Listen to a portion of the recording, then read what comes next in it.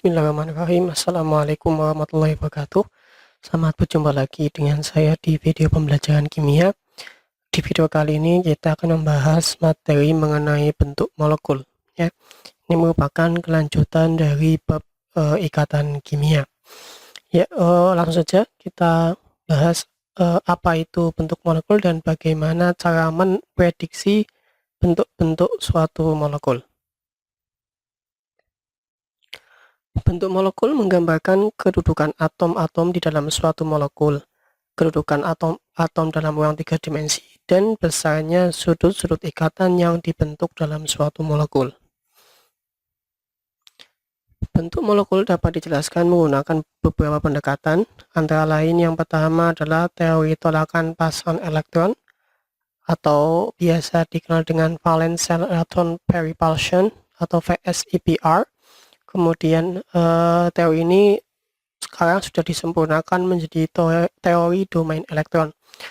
Yang kedua adalah teori orbital Bastar atau hibridisasi orbital, dan yang ketiga adalah teori medan kristal.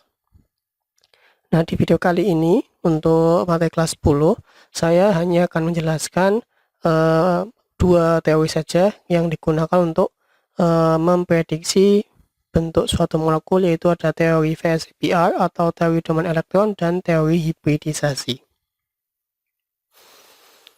Selanjutnya kita membahas apa itu teori VSEPR atau teori domain elektron. Menurut VSEPR, meskipun kedudukan pasangan elektron dapat tersebar di antara atom-atom, tetapi secara umum terdapat pola dasar kedudukan pasangan-pasangan elektron akibat adanya gaya tolak-menolak yang terjadi antara pasangan elektron-elektron.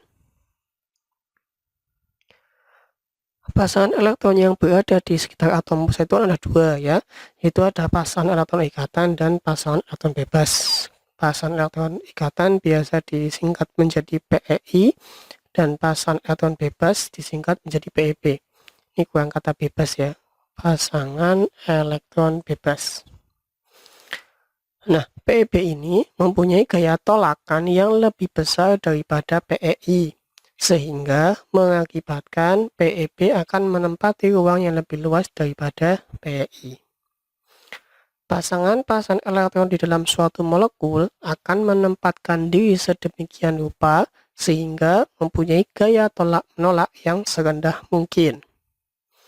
Nah, hal tersebut mengakibatkan pasangan elektron akan berada pada jarak yang saling berjauhan satu sama lain dan membentuk pola kedudukan dasar, atau nantinya kita sebut sebagai bentuk suatu molekul. Nah, di sini ada bentuk pola dasar kedudukan suatu molekul atau bentuk molekul dasar dari molekul-molekul yang ada, yaitu ada 5. Yang pertama adalah bentuk linear. Ya, bentuk linear ini berarti di sini ada atom pusat, ya, mengikat dua atom. Di sini kita gambarkan saja sebagai PEI. Ini berarti ada dua PEI, ya, di mana sudut ikatannya adalah ada 180 derajat. Kemudian yang kedua ada yang namanya segitiga datar, ya. Nah, segitiga datar ini berarti dia mengikat 3 pasangan elektron ikatan, ya. Ini PEI, ini PEI, ini PEI. Nah, jarak antar PEI-nya atau jarak antar atom yang terikat pada atom pusat adalah sebesar 120 derajat, ya. Nah, yang ketiga ada tetrahedral. Nah, tetrahedral ini berarti ada 4 PEI di sini. Ini bentuk atau pola dasarnya. Nah, sudut antar PI atau antar atom yang terikat pada atom pusat adalah sebesar 109,5 derajat, ya. Ini sudah ada gambarnya. Nah, berarti dari PI yang ini ke yang ini itu juga 109,5 derajat. Nah, dari sini juga sama, 109,5 derajat, dari sini juga sama, yaitu 109,5 derajat. Nah, kemudian yang keempat ada bipiramida segitiga, atau ada yang menyebutkan sebagai trigonal bipiramida. Trigonal bipiramida. piramida, ya. Nah, kalau ini ada yang menyebutkan trigonal planar. Nah, kita lanjut lagi ke piramida segitiga atau trigonal piramida. Jadi di sini ada 5 PI atau ada 5 atom yang terikat pada atom pusat, ya. Ada 5. Nah, di mana 3 atom itu membentuk pola segitiga datar. Nih. Nah, kemudian sisa atom yang ada 2 itu, satu mengarah ke atas, yang satunya mengarah ke bawah, ya. Jadi kalau misalkan digambarkan tuh seperti 5 segitiga yang tumpang tindih, ya. Nah, jarak antar atom yang terikat pada atom pusat itu berbeda, ya. Kalau kita melihat atom yang terikat di sini, ada misalkan yang di atas ini, ya, yang di atas ini, dengan salah satu atom yang membentuk pola segitiga dasar, katakanlah ini misalkan, nah itu jaraknya adalah 90 derajat, ya.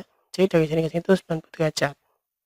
Tetapi jarak antar atom yang terikat pada atom pusat, ya, sesama atom yang membentuk pola dasar pola segitiga datar ini, ya, misalkan ini dengan itu, jaraknya adalah sebesar 120 derajat.